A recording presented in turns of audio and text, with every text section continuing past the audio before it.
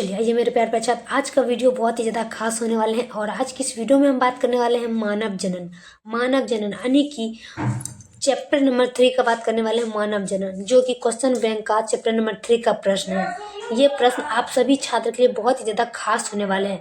तो इस प्रश्न का खास ये होने वाले हैं कि ये प्रश्न आप लोग को एग्जाम हॉल में पूछे जाएंगे। तो सभी छात्र से हाथ जोड़कर नम्र निवेदन है कि इस वीडियो को जरूर देखें मेरे प्यारे छात्र, और इस वीडियो को जितना हो सके ना उतना सभी छात्र एवं छात्राएं के पास शेयर जरूर करें। तो चलिए मेरे प्यारे छात्र, इस वीडियो को हम स्टार्ट करते हैं। तो जो भी छात्र मेरे इस यूट्यूब चैनल पर नए हैं तो चैनल को लाइक जरूर कर दीजिएगा। अगर वीडियो अच्छा लगता है आप लोग कमेंट करके हमें शेयर जरूर करें। तो चलिए चैप्टर नंबर 3 का प्रश्न नंबर 1 देख लेते हैं क्या कह रहा है। प्रश्न नंबर 1 कह रहा है कि इनमें से कौन जन्मदर नियंत्रण की शल्य विधि है। याद रखेंगे कि इनमें से कौन जन्मदर नियंत्रण की शल्य विधि है। याद रखेंगे ए एवं बी दोनों, क्या होगा, ए एवं बी दोनों, यानी कि ट्यूबेकोक्टोमी वेसेक्टोमी। ऑप्शन नंबर सी लगाएंगे, ए एवं बी दोनों। चलिए अगला देखेंगे हम दूसरा में कह रहा है कि इनमें से कौन क्लायोटिरिस का समजात अंग है। इनमें से कौन क्लायोटिरिस का समजात अंग है। सभी मेरे प्यार से देखिएगा कि इनमें से कौन क्लायोटेरिक समजात अंग है। इसका आंसर हो जाएगा ऑप्शन नंबर बी, लिंग। क्या हो जाएगा, लिंग। ऑप्शन नंबर बी लगाएंगे हम, लिंग। चलिए अगला का बात कर लेते हैं। तो अगला आपका आता है तीसरा में प्रश्न कर रहा है कि मासिक चक्र क्या पाया जाता है। मासिक चक्र में क्या पाया जाता है। याद रखेंगे मासिक चक्र में क्या पाया जाता है, तो प्रीमेट की मादा में जो है ना मासिक चक्र पाया जाता है। ऑप्शन नंबर सी लगाएंगे, मासिक चक्र में पाया जाता है प्रीमेट, और प्रीमेट की मादा में मासिक चक्र पाया जाता है। ऑप्शन नंबर सी।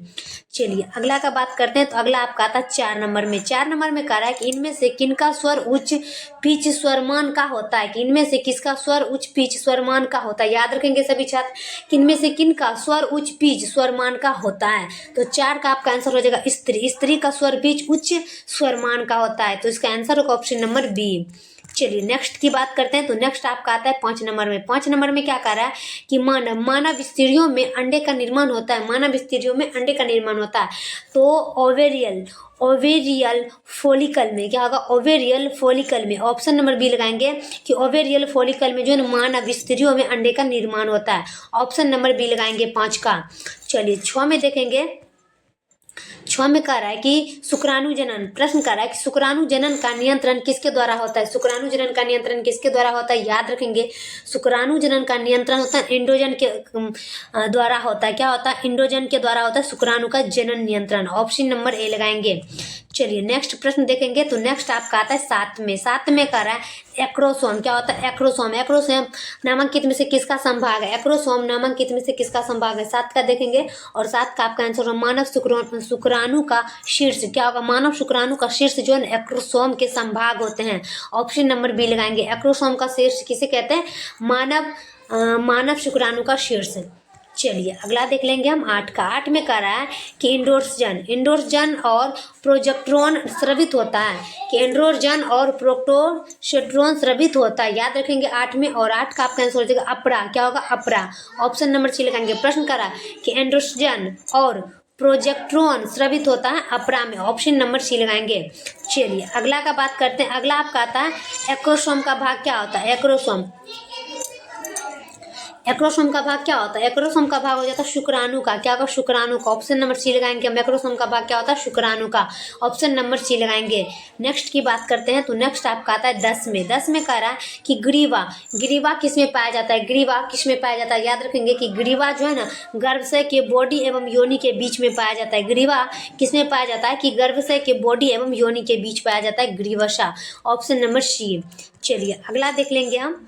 अगला आता है आपका 11 में कह रहा है क्या, 11 का प्रश्न कर रहा है एस्ट्रोंग का श्रवण किसमें होता है। एस्ट्रोगेन का श्रवण किसमें होता है। तो ओवरी के ग्रीमेनिकल एप्यूथेलियम के साथ होता है। ओवरी के ग्रीमेंटल एक्यूफेट्यूम के साथ होता है। ऑप्शन नंबर बी लगाएंगे, एक्यूफेट्यूम। चल अगला देखेंगे 12 में कह रहा है कि क्लेविकी के लिए क्या सही कथन है। याद रखेंगे क्लेविक के लिए कोशिका का आकार घटता है। क्लेविक के लिए। तो इसका आंसर होगा ऑप्शन नंबर बी। कोशिका के लिए क्या घटता है, क्लेविक। Option number B. चलिए अगला देखेंगे 13 में कह रहा है 13 में कर रहा है कि मानव मादा के भ्रूण में किस अवधि के लिए कौन सा सही कथन है। मानव मादा के भ्रूण में किस अवधि के लिए कौन सा सही कथन है। किस अवधि के लिए कौन सा सही कथन है। ऑप्शन नंबर डी लगाएंगे। होलोब्लास्टिस एवं समान। होलोब्लास्टिस एवं समान। Option number D. चलिए अगला देखेंगे 14 नंबर में। 14 में कह रहा है कि निम्नलिखित में मासिक चक्र अवधि के लिए कौन सा सही कथन है। निम्नलिखित में मासिक यानी कि लड़की को मासिक चक्र का कौन सा महीना आता है और कितने दिन वो रहता है। तो 14 का देख लेंगे। इंडोमेट्रियम का पुनः निर्माण 5 से 10वें दिन। इंडोमेट्रियम का निर्माण 5 से 10 दिन में। ऑप्शन नंबर बी लगाएंगे। ये प्रश्न पूछेगा एग्जाम में, याद रखेंगे। चलिए अगला का बात कर लेते हैं। चलिए अगला आपका आता है 15 नंबर में। 15 में क्या कह रहा है। 15 में कह रहा है आपका 15 में कह रहा है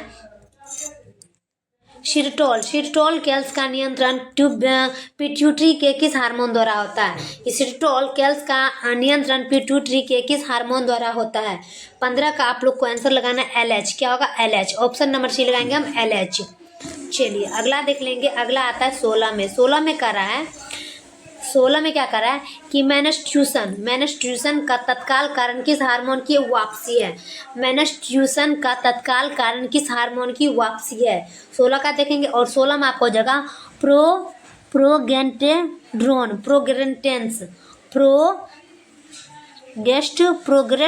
प्रोगेस्टेन। Option number C. चलिए अगला देखेंगे हम 17 में कि शुक्राणु का अक्षीय तंतु किससे बनता है। शुक्राणु का अक्षीय तंतु किससे बनता है। याद रखेंगे कि शुक्राणु का अक्षीय तंतु किससे बनता है। दूरस्थ वर्तालिका। क्या का दूरस्थ वर्तालिका। ऑप्शन नंबर बी लगाएंगे हम दूरस्थ वर्तालिका।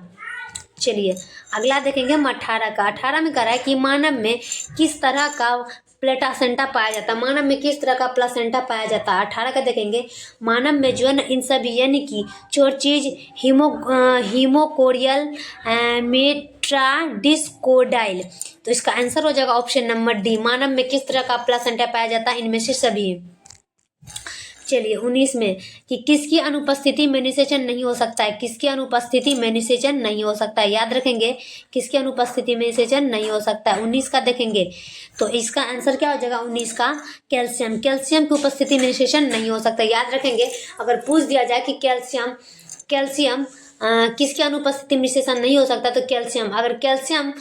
अगर नहीं रहे तो कुछ और रहे तो आप लोग उसमें डीम लगाना। इनमें से कोई नहीं। चलिए अगला देख लेते हैं। अगला आपका कार्य है 20 में कि जन्म के बाद माता से प्रथम दुग्ध श्रवण को कोलोस्ट्यूम कहते हैं। प्रश्न कर रहा है कि जन्म के बाद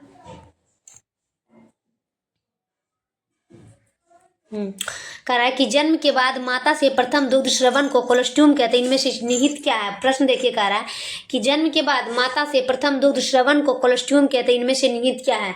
तो 20 का आपका हो जाएगा LGA। क्या होगा LGA।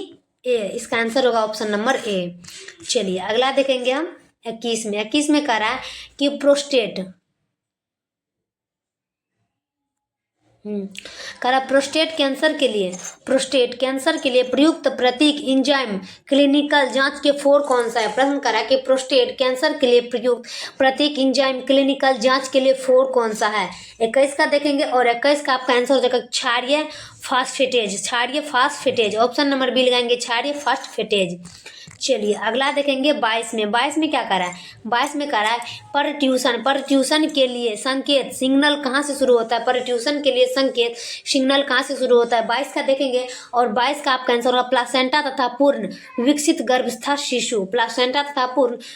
गर्भस्थ शिशु। ऑप्शन नंबर बी लगाएंगे। चलिए अगला देख लेंगे हम 23 का। 23 में क्या कर रहा है। 23 में कह रहा है 23 में आपका कह रहा है कि गर्भावस्था के किस महीने में गर्भ शिशु गतिशील होता है और सिर पर बाल उगाते हैं। कि गर्भावस्था के किस महीने में गर्भस्थ शिशु गतिशील होता है और सिर पर बाल उगाते हैं। तो ये आपको हो जाएगा 5वां महीना। 5वां महीना में जो है ना बच्चा गर्भस्था यानी कि वो गतिशील होता है और सिर में बाल उगाते हैं। इसका आंसर होगा ऑप्शन नंबर बी। चलिए 24 का देखेंगे कि अंडाशय के नजदीक का फेलोमियम ट्यूब का भाग क्या होता है। अंडाशय के नजदीक का फेलोमियम ट्यूब का भाग क्या होता है। 24 का देखेंगे और 24 को जगह इस्थीमस, क्या होगा इस्थीमस, ऑप्शन नंबर ए लगाएंगे हम इस्थीमस। चलिए नेक्स्ट का देख लेते हैं। तो नेक्स्ट आपका आता है 25 में कि किसी मादा में बेस्ट ओस्टिस के लिए क्या सही है। किसी मादा में बेस्ट ओस्टिस के लिए क्या सही है। 25 का आपका आंसर आ जाएगा ऑप्शन नंबर डी में। ऑप्शन नंबर डी यहाँ इम्पोर्टेंट क्या था, इम्प्लांटेशन के साथ ट्रोफोबोस्ट कोशिका द्वारा इम्प्लांटेड होता है। ऑप्शन नंबर डी लगाएंगे 25 का। चलिए 26 में देख लेते हैं। 26 में कह रहा है आपका कि किसी श्रवण में फ्रुक्टोज कैल्शियम एवं इंजाइम सबसे अधिक पाया जाता है। किसमें, कि किसी श्रवण में फ्रुक्टोज कैल्शियम एवं इंजाइम सबसे अधिक पाया जाता है। किसमें पाया जाता है, तो ये आपको हो जाएगा नर सहायक ग्रंथि में। नर सहायक ग्रंथि में जो है ना फ्रुक्टोज कैल्शियम और इंजाइम पाया जाता है। तो इसका आंसर होगा ऑप्शन नंबर ए। चलिए 27 का देखेंगे। 27 में क्या कर रहा है। 27 में कर रहा है कि नर युग्मक तथा मादा युग्मक के संयोजक से क्या बनता है। नर युग्मक तथा मादा युग्मक के संयोजक से क्या बनता है। 27 का देखेंगे और 27 में आपका आंसर होगा युग्मनज। क्या होगा युग्मनज। प्रश्न कर रहा है कि नर युग्मक का तथा मादा युग्मक के संयोजक से क्या बनता है, युग्मज। Option number D. चलिए अगला देख लेंगे हम 28 का। 28 में कह रहा है कि निम्नलिखित में कौन एक पुरुष में पाया जाता है। निम्नलिखित में कोई एक पुरुष में क्या पाया जाता है, याद रखेंगे। प्रश्न कर रहा है कि निम्नलिखित में कोई एक पुरुष में आता है कॉपर ग्रंथि। कॉपर ग्रंथि जो है ना कोई एक पुरुष में पाया जाता है। ऑप्शन नंबर डी लगाएंगे कि निम्नलिखित में कोई एक पुरुष में क्या पाया जाता है, तो कॉपर ग्रंथि। इसका आंसर होगा ऑप्शन नंबर डी। चलिए 29 का देखेंगे कि नर हार्मोन की उत्पत्ति कहाँ से होती है। नर हार्मोन की उत्पत्ति कहाँ से होती है, तो इसका आंसर है वृषण। क्या होगा वृषण। प्रश्न करा कि नर हार्मोन की उत्पत्ति कहाँ से होती है, तो वृषण। ऑप्शन नंबर बी लगाएंगे हम वृषण। चलिए अगला देख लेंगे 30 का लास्ट प्रश्न है कि स्टोली कोशिका कहाँ पाई जाती है। स्टोली कोशिका कहाँ पाई जाती है, याद रखेंगे स्टोली कोशिका कहाँ पाई जाती है। 30 का देख लेंगे और 30 का आपका आंसर क्या हो वृषण में। क्या होगा वृषण में। ऑप्शन नंबर ए लगाएंगे हम वृषण में।